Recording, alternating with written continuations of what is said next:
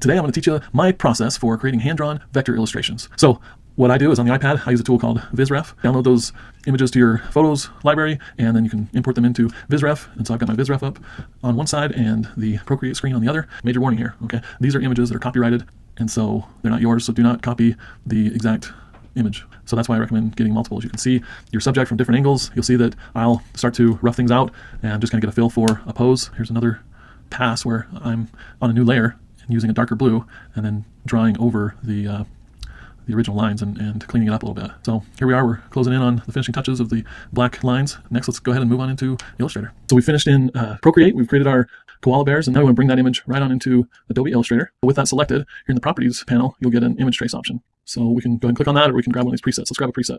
Grab that.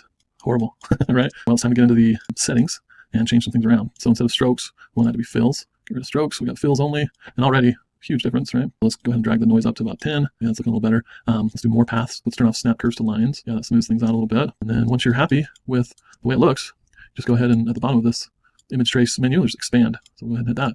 And bada bing, just like that, we've got us some clean vectors.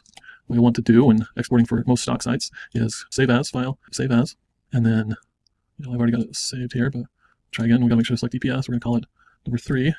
And hit save, and it defaults to the newest one, which is the version 2020, but we want to go way back to Illustrator 10 just to make sure that it'll work on anybody's system.